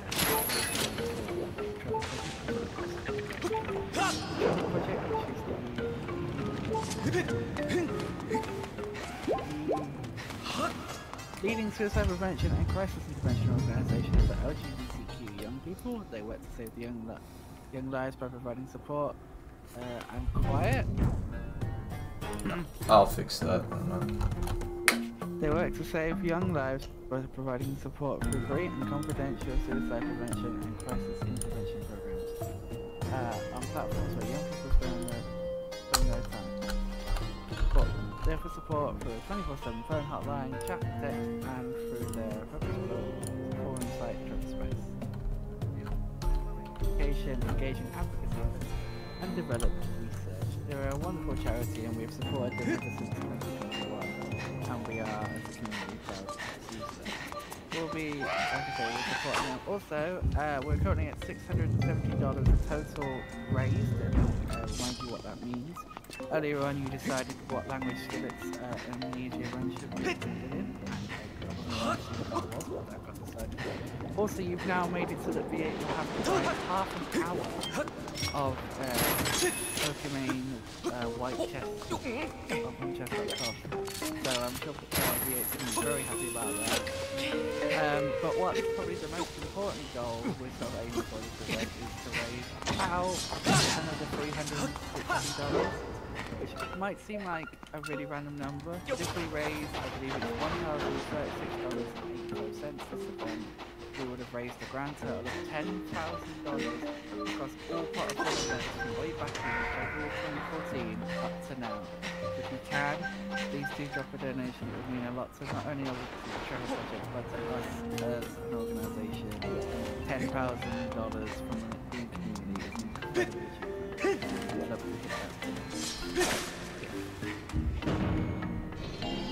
Yes, please donate if you can and are able to if your financial situation.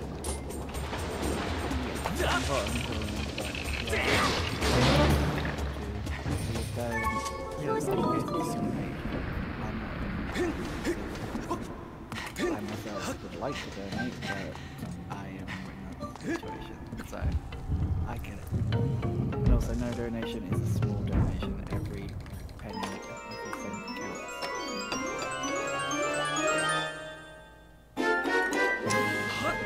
And with that, announcement, we now have half of the requirements left to finish. We got an early boss key, so if we got a better Triforce placement, I could have just walked to the end of the dungeon, but we're still looking for last item.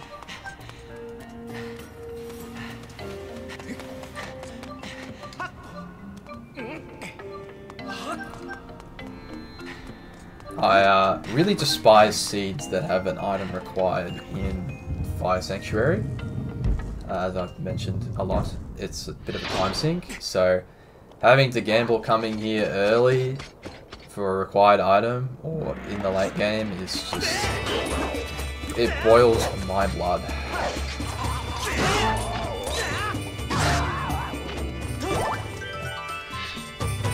So then that was our first thing. Pretty trivial enemy. They're only really annoying in packs. The purple ones are more aggressive than the green. There's a trick you can do with the bomb bag and the beetle to skip the requirement of going through that tunnel to burst this lava rock, but it's very tight in its execution, and I tend to not go for it because it only saves probably like 15 seconds, maybe 20. And the more times you fail it, the more you're sinking into that sunken cost fallacy. Which, if I'm not confident in a trick, I tend to not perform it.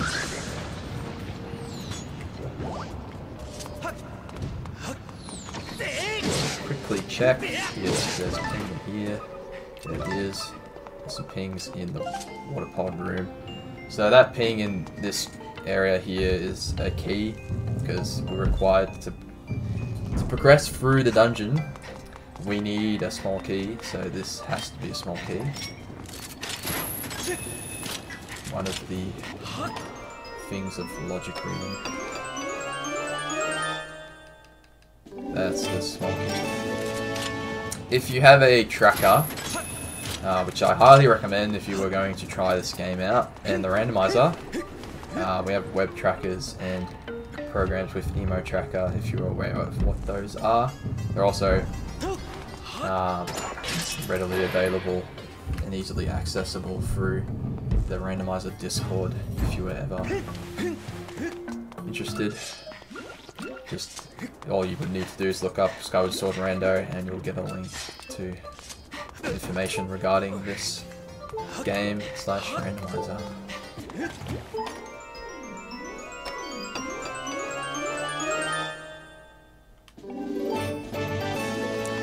Interesting that ping was nothing. We're really just hoping to find this Triforce. Every ping that isn't a Triforce, I'm dying a little bit on the inside.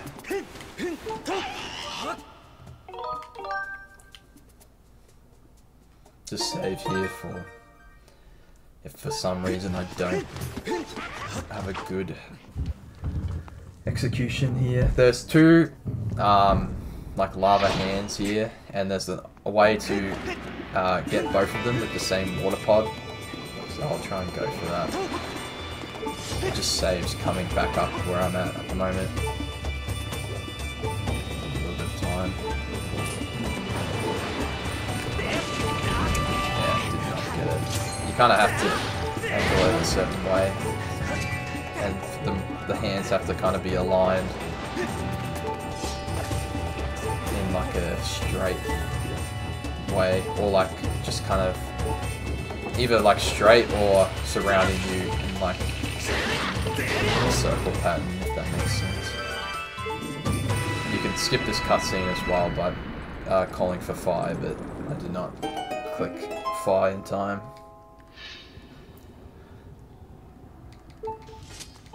You would have seen that before with the lava draining in the other previous room with the lava hand, if you had a keen eye. So we'll save this Mogma. This is the first Mogma that you save out of the two. And this is the vanilla check for the second hits. I could have doused that. There was nothing. So we're now reaching the end point of the middle half, the middle point of FS.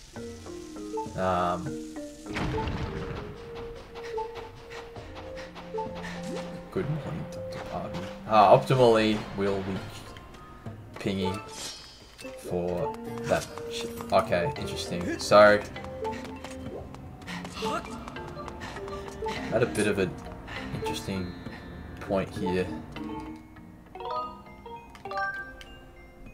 I know that the next key, small key, is on map chest, and I could theoretically skip it I think I might do it. I'll do the back in time sequence to show it off. Since it'll take some time to grab the small key, and it's definitely faster to skip it if I can. So what we're going to do is we're going to do some arbitrary code execution to have the Fire Sanctuary statue inside Fire Sanctuary statue already checked, and that corresponds with a loose gratitude crystal within Skyloft.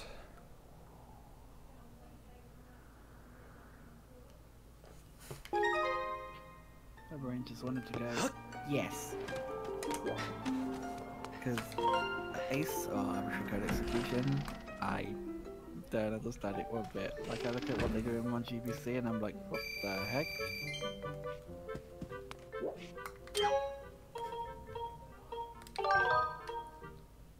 Oh shit. I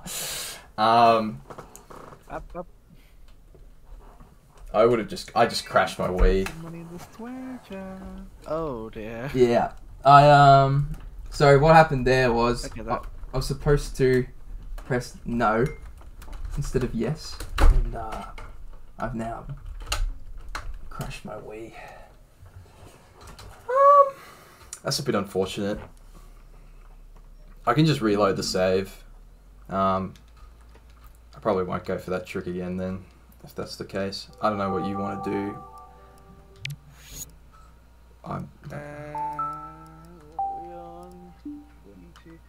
Probably should call it if you're not too, like, very close to it. Yeah, nah, I've got a... Unfortunately. Yeah, I got a...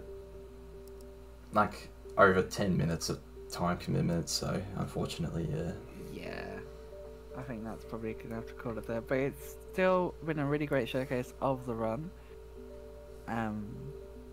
So yeah, is there any like part of words you want to say? Because like I say, like we were still at, yeah. Sorry guys, my tired brain is engaging right now. It's been a very impressive showcase, but is there anything you want to say to round off your time on the stream? The trick that I was going to do there was say no to that prompt and then sleep tonight, which in doing so creates the layer that spawns the gratitude crystal.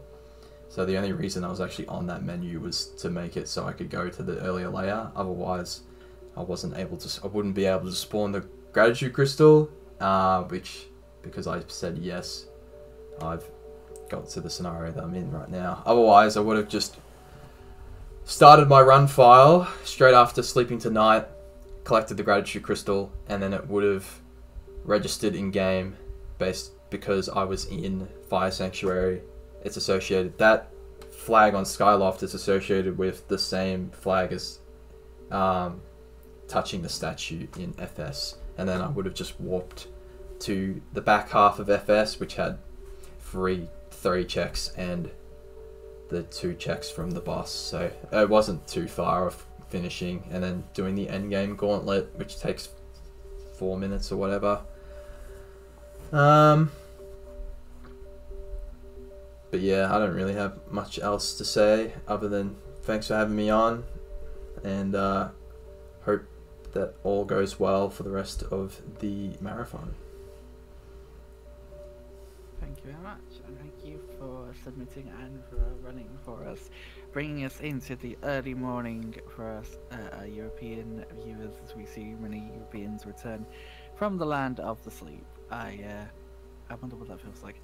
Anyway, a couple of really cool games coming up as we move into Sunday now. We have Toy Story 2, Pepsi Man, Demon Slayer, Bugs Bunny, Spyro, A Hero's Tale, Lego Indiana Jones, Lego Pirates of the Caribbean, Chess.com, WWE 2K24, a secret game, and just after this transition, SpongeBob SquarePants. Do you know who lives in a pineapple under the sea? SpongeBob SquarePants. I kind of mucked up that joke. I shouldn't have said it the first time. Anyway, we're going to go into a transition, and We'll be right back with some SpongeBob SquarePants.